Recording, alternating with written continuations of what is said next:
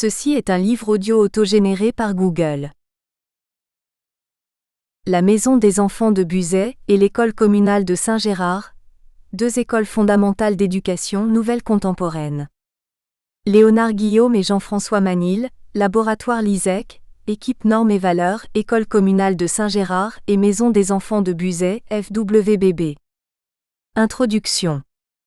Le présent article s'attache à présenter les caractéristiques principales de la Maison des enfants de Buzet et l'école communale de Saint-Gérard, BFWB. Ces deux écoles publiques sont particulières en ce sens qu'elles sont à la fois terrain d'apprentissage, mais aussi de recherche tant pédagogique qu'en sciences de l'éducation. Le propos sera organisé en 5 parties, chacune correspondant à un niveau de lecture des deux écoles. Aspect idéologique, posture résolutoire ou problématologique. Aspect pédagogique, cadre humain, matériel institutionnel. Aspect didactique, champ des pratiques. Aspect scientifique, facilitateur à l'apprentissage, indice de néo-développement scolaire, principe de résilience scolaire, monde intérieur des élèves, relations émotion-cognition. Aspect dialectique, tension vécue par les différents protagonistes. Ces niveaux ne sont pas du même ordre. Nous trouverons des descriptions formelles, des analyses du fonctionnement réel et des résultats de recherche effectués au sein des deux établissements. L'indispensable lien entre ces propositions est l'enfant qui apprend. C'est bien lui qui lance les questions qui se posent et c'est vers lui que reviennent les tentatives de réponse. Nous sommes bien dans une dynamique dans laquelle les niveaux didactiques, pédagogiques et scientifiques agissent et interagissent. Pour terminer, nous verrons en quoi ces deux écoles peuvent contenir les germes d'une éducation nouvelle contemporaine, concept qui sera lui-même exploré avant de conclure. Cadre du propos. Les deux auteurs sont particulièrement impliqués dans les deux établissements étudiés. Une pratique longue et tenace, 35 ans pour l'un et 20 pour l'autre, les a conduits à dépasser le vécu et le spontané pour s'engager dans la compréhension et le construit, LOA 2014. À son origine, l'école communale de Saint-Gérard était une école au fonctionnement classique appuyée sur une tradition pédagogique rurale. Ces principes de fonctionnement ont évolué progressivement pour en arriver à éliminer le dernier rempart à la notation, Guillaume 2008, et s'engager résolument dans une voie pédagogique humaniste. La Maison des enfants, quant à elle, fut rouverte en 1992 avec, dès son origine, un projet pédagogique clairement orienté vers les principes défendus par les fondateurs de l'éducation nouvelle. Nous sommes donc en présence de deux entités à l'histoire différente, mais qui en sont arrivées à créer une culture commune tout en respectant la singularité de chacune. Méthodologie. La présentation de lieux pédagogiques requiert l'usage de regards variés et complémentaires. En effet, les réalités sont d'une telle complexité, le fruit d'une telle somme d'interactions qu'une démarche univoque ne suffit pas à les dévoiler. En revanche, les approches multiples conviennent dès lors qu'elles permettent de mettre à jour la cohérence des différents éléments de l'édifice. Nous avons donc combiné l'étude de cas, qui, selon Albero 2010, s'apparente plus à une approche qu'à une méthode de recherche, et le modèle de Kolb, 1984. Celui-ci offre aux chercheurs impliqués dans les champs d'investigation la possibilité de s'appuyer sur les pratiques pour élaborer des propositions théoriques. Ainsi, c'est à la fois l'observation directe, chercheurs impliqués, l'herméneutique, utilisation des projets d'établissement et des résultats de recherche antérieurs, mais encore les principes d'éducation comparée qui ont présidé à la construction du propos. 1. Aspect idéologique, entre posture résolutoire et problématologie, Meyer, 2008. La version résolutoire du discours scientifique a pour effet d'assimiler la science à sa fonction répondante. Transposée sur l'apprentissage, l'objectif est alors de trouver la bonne réponse à une question donnée. A contrario, si l'on considère que la réalité n'est pas une réponse unilatérale, une évidence à dévoiler, une résolution à découvrir, mais plutôt une situation problématologique que les acteurs interrogent, il apparaît bien vite que les manières d'interroger sont multiples et coextensives, pour toi, Desmet, Lahaye 2006. Les démarches d'apprentissage, dans ce cas, se présenteront comme des mises en situation qui recèlent plusieurs solutions possibles ou différentes perspectives. Cette posture permet de donner plusieurs éclairages d'une réalité qui souvent est très complexe. Les enjeux de la société postmoderne sont tels que le citoyen de demain devra montrer des capacités à s'interroger, chercher, explorer, mettre en doute, problématiser. Dans ce contexte, les postures résolutoires montrent des limites. Celles-ci sont des réalités palpables dans le chef d'enfants fracassé, intégrant Saint-Gérard et la maison des enfants. Leurs vécus scolaires ont été inspirés de didactiques récurrentes. Explications théoriques suivies d'exercices dont il fallait trouver la réponse rapidement. Évoquer l'existence de plusieurs cheminements mentaux consécutifs à une problématique semble être d'emblée un parti pris tenant compte de l'hétérogénéité de l'humain.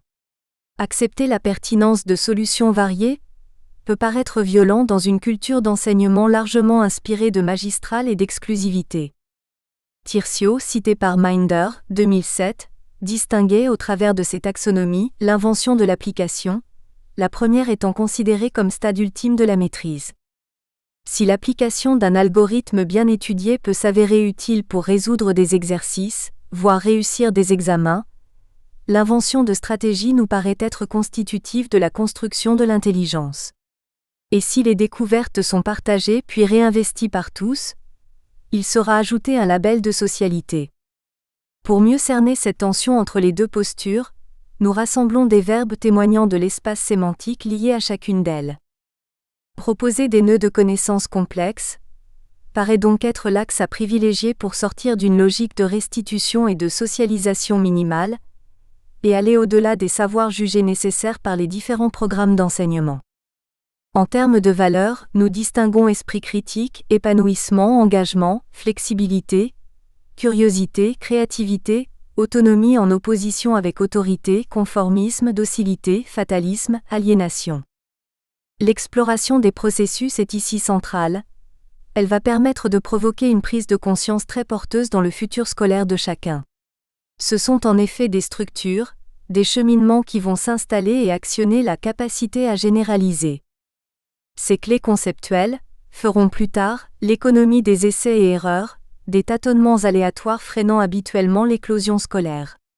Ce concept de formalisation-formation, plutôt que exercisation-formatage, s'inscrit dans une culture de durabilité qui se donne les moyens de favoriser, plus tard, les apprentissages complexes avec rapidité. Étendue aux adultes enseignants, cette posture problématologique entraîne ceux-ci vers des cheminements où rien n'est acquis définitivement. Proches des artisans créateurs, ils font chaque jour le pari de réinventer leurs pratiques. Les situations complexes liées à l'hétérogénéité des apprenants font en effet du métier un art à part entière bien éloigné du métier de répétiteur. 2. Aspect pédagogique, cadre humain, matériel et institutionnel. A. Cadre humain. De l'avis des membres du personnel des deux écoles, les situations de communication entre enfants et adultes sont constitutives du faire apprendre. Plusieurs principes y sont mis en évidence: organisation de temps de parole, respect des personnalités, écoute active. Ils soulignent également l'anticipation des comportements, la reformulation, la présence d'espaces de liberté, l'identification de zones de médiation, la protection des débuts fragiles, le feedback positif, l'intérêt à l'évolution identitaire, l'aide à l'exploration, le non-jugement, les sollicitations au questionnement, le parler vrai, l'encouragement positif, la valorisation des comportements désirables et la confiance comme étant des manifestations d'une logique de construction des savoirs et de formation de la personne. Nous pouvons ajouter que la relation entre émotion et cognition est bien présente à l'esprit des adultes impliqués dans les deux projets respectifs. Dans ceux-ci, il apparaît que l'apprentissage de la négociation et de la communication s'inscrit dans une visée de lutte contre la violence. Les instituteurs estiment qu'il ne suffit pas d'organiser quelques séances à caractère moralisateur pour construire une société non violente. En revanche, plusieurs actions conjointement menées permettent, d'après eux, d'aller dans ce sens. La gestion et l'anticipation des conflits, relations interpersonnelles, ainsi que la suppression de la hiérarchisation scolaire, relations institutionnelles, en sont des éléments majeurs. En ce sens, les enseignants ne veulent pas s'inscrire dans un processus de discipline basé sur une autorité abusive. L'observation affinée des comportements est privilégiée à la surveillance délatoire. La communication est dans ce contexte, souligne-t-il, un outil important. L'approche est similaire à celle qu'Habermas, 1993, a définie comme l'agir communicationnel. B. Cadre matériel. La verticalité. La verticalité est considérée comme un outil au service de la rencontre de l'hétérogénéité. Des enfants d'âges différents sont regroupés en fonction d'intentions pédagogiques spécifiques. C'est grâce à cette organisation souple que les enseignants sont en mesure d'assurer la continuité dans l'école. Celle-ci va permettre de tenir compte des divers acquis antérieurs, et non les considérer comme homogènes, de proposer plusieurs séquences axées sur des nœuds de connaissances complexes, et non suivre un curriculum fermé, de prendre en compte les difficultés rencontrées, et non hiérarchiser à la suite des résultats, d'organiser de la différenciation pédagogique, et non remédier, de revenir en arrière avec certains apprenants si nécessaire, et non suivre un programme préétabli, d'agir sur des comportements de manière efficace, et non juger, blâmer et punir, d'envisager des stratégies communes, et non s'enfermer dans l'individualisme, de travailler sur un plus long terme, et non certifié au terme de chaque année scolaire, de construire des compétences et comportements d'amont en aval de 3 à 12 ans, et non séquenceur les étapes d'évolution, de mettre le temps au service de l'apprentissage, et non séquenceur par tranche horaire. Pouvoir vivre 2 voire 3 ans, dans les mêmes modes de fonctionnement paraît plus harmonieux et plus efficace. Du point de vue psycho-affectif, il est constaté une émulation ainsi qu'une diminution du stress des plus jeunes quand ils sont en contact avec les aînés qui leur offrent un modèle à atteindre. Le sens des responsabilités sera culturellement induit et contagié par les pairs, plutôt qu'imposé par les enseignants. Toujours d'un point de vue psycho-affectif, prendre en charge des petits, être en situation d'apprentissage dense et complexe, sous le regard des autres, être reconnu et valorisé comme des grands confère aux aînés un statut très appréciable dans la construction de leur personnalité et de leur identité. La solidarité c'est une maladie contagieuse, mais pas dangereuse, Charlotte, 11 ans. Infrastructure d'accueil. La contiguïté des différents locaux permet d'établir des parrainages entre les différents enfants de toutes les classes et favoriser ainsi les échanges sociaux et pédagogiques. La disposition des tables et des chaises n'est pas laissée au hasard. Elle s'inscrit dans une logique d'apprentissage sociaux, rencontrer l'autre, dans une logique didactique, auto-socio-construction des savoirs, et dans une logique de valeurs, solidarité et coopération plutôt qu'individualisme et compétition. Les espaces récréatifs sont gérés de façon à promouvoir la créativité, l'autonomie, le délassement et la coopération. Les temps de récréation sont organisés en petits pôles d'attraction indépendants répartis dans tous les espaces des écoles où les enfants peuvent choisir leurs activités. Football de table, piano, tennis de table, cartes, exploitation du talus, aide aux collations des petits, lecture, théâtre, danse, jeux de ballon et jeux d'extérieur. Ajoutons qu'il est courant d'observer des élèves continuer des activités scolaires lors de ces moments récréatifs. L'intention, en augmentant le nombre d'espaces disponibles, est de diminuer les conflits générés par la promiscuité et l'exiguïté. Ce dispositif favorise les interactions entre les enfants de toutes les classes. Ainsi, régulièrement, des enfants de maternelle s'habituent au contexte de primaire, de même que les plus grands sont sollicités pour accompagner les plus jeunes dans leur autonomie, collation, habillage, lacets. Les 2 écoles disposent de centres de documentation, dont le contenu est adapté à l'âge des enfants. Ils permettent entre autres d'organiser des apprentissages autour de la préparation d'exposés à présenter devant les pairs. Dès la maternelle, les élèves sont mis en situation de recherche, de lecture de documents, d'analyse, de critique et de communication. Pour compléter cet apport de documentation, il est fait régulièrement appel aux bibliothèques itinérantes. C. Cadre institutionnel. Les prescrits officiels. Les 2 structures font partie de l'enseignement communal subventionné. Elles sont donc soumises aux lois régissant l'enseignement obligatoire public. Un document officiel édité par la FWB fait référence en matière de contenu et de programme, les socles de compétences, 1999. C'est un référentiel présentant de manière structurée les compétences de base à exercer jusqu'au terme des 8 premières années de l'enseignement obligatoire. Certaines de ces compétences sont transversales, d'autres recouvrent les savoirs que les élèves devraient pouvoir conserver pour la vie, dans les différentes disciplines, en mettant l'accent sur ce qu'ils pourront en faire dans l'avenir. Les socles de compétences se déclinent au travers du programme édité par le Conseil de l'enseignement des communes et des provinces, CECP. Ce programme détaille les différentes activités permettant d'acquérir les compétences de base. Le rejet de la notation dans l'évaluation. Les enseignants font état de leur souhait de réduire la compétition, en évoquant la culture de paix intégrée dans les environnements relationnels et matériels. Parmi les différents dispositifs mis en place, l'abandon des notes rend radicalement atypique ces deux écoles. Il n'y a en effet pas d'appréciation hiérarchisée par rapport aux apprentissages des enfants. Cette situation est l'aboutissement de processus de réflexion lentement mûris au sein des équipes pédagogiques, processus nourri par de nombreuses lectures et formations, mais également par des contacts réguliers avec Charles Pepinster, inspecteur honoraire du canton dans lequel les deux établissements se situent. Les enseignants ont donc adopté d'autres langages que celui des notes dans un bulletin, pour communiquer avec les parents. D'après Guillaume et Manil, 2011, page 78. La communication école-parent est organisée sur un rapport de pouvoir marqué en faveur de l'école. Les raisons en sont multiples. Ils évoquent les réticences ou même la grande méfiance qu'ont construite beaucoup d'adultes face au monde scolaire. L'image et le souvenir qu'ils en ont sont régulièrement ceux d'un monde inaccessible où seuls les profs ont du pouvoir. Les deux auteurs évoquent aussi le mouvement de protection, même de recul que la caste enseignante pourrait avoir à rencontrer les adultes responsables des élèves.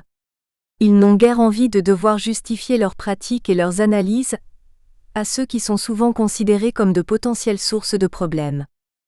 Ceci s'explique par les outils utilisés pour parler d'un enfant ou d'un adolescent.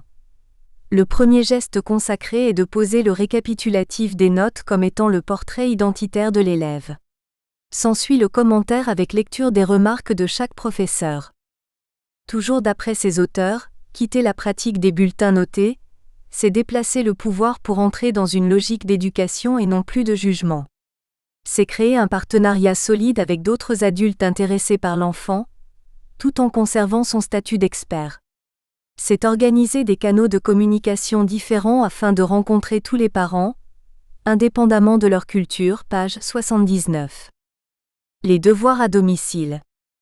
Les enseignants des deux écoles affirment qu'il n'existe aucune corrélation entre le temps passé aux travaux à domicile et la réussite scolaire. L'après-école, disent-ils, doit être un moment de retrouvailles où chacun raconte sa journée et prend du plaisir à écouter les autres. Chaque domicile est unique, particulier. Il y est riche de tout ce qui s'y produit ou de ce qui ne s'y produit pas. Valeurs, idées, émotions, croyances, habitudes, rapport au savoir. Dans tous les cas, c'est un terreau de vie culturelle et sociale. Il n'est donc pas souhaité transposer des tâches scolaires vers l'extérieur. La disparité qui vient d'être évoquée ne manquerait pas de provoquer de nombreuses inégalités, de la dualité que les enseignants ne souhaitent pas.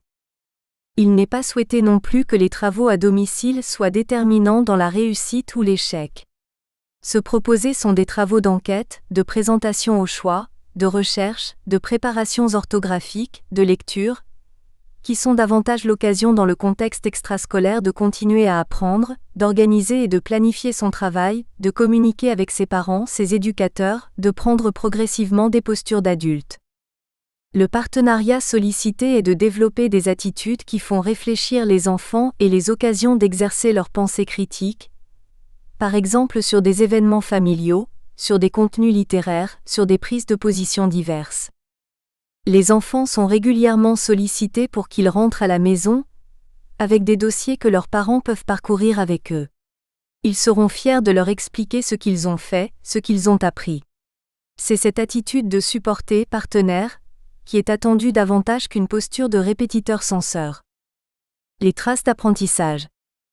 Nous vivons dans une société où la consommation, voire la surconsommation, est une réalité quotidienne.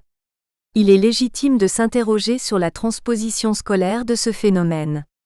La logique consumériste se traduirait par une surabondance de documents écrits, de feuilles à faire remplir par les enfants et de travaux à effectuer en dehors de l'espace scolaire. La quantité de matière et la production d'actes pédagogiques l'emporterait alors sur la logique du développement de l'intelligence.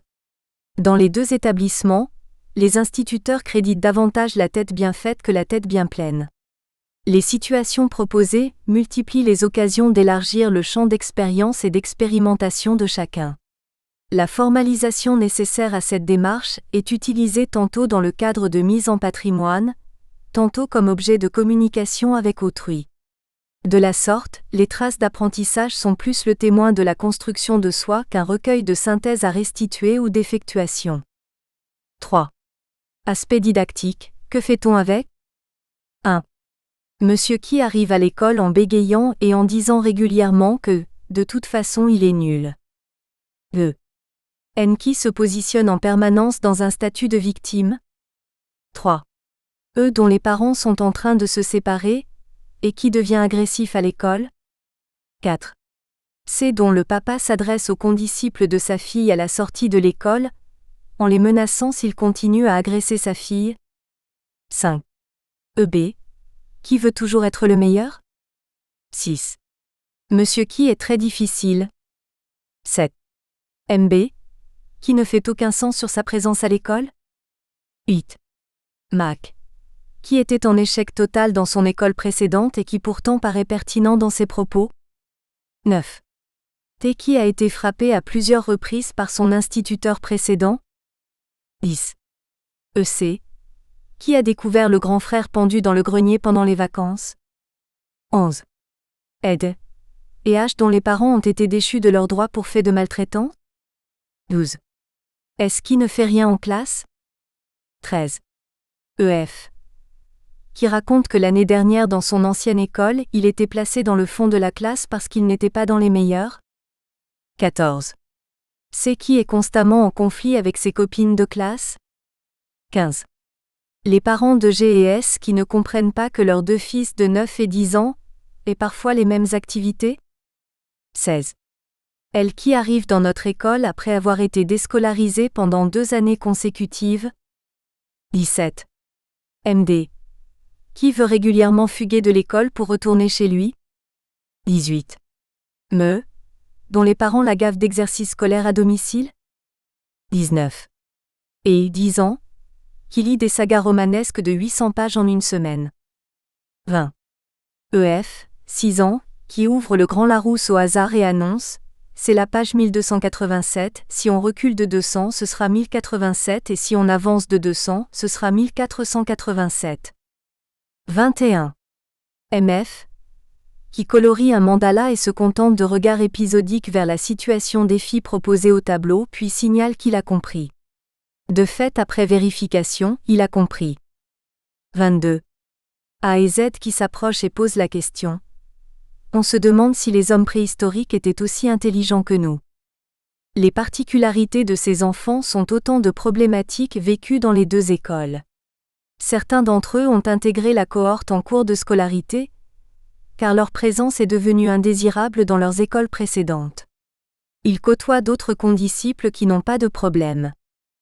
Tous ont cependant une caractéristique commune, leurs parents ou responsables légaux ont pris connaissance des projets des deux établissements et y ont marqué leur adhésion. Précisons que la proportion d'enfants en souffrance ne dépasse pas 30%. Chaque demande d'accueil fait l'objet d'une réflexion approfondie nourrie par des échanges avec les parents concernés. Il s'agit de faire évoluer tout le monde.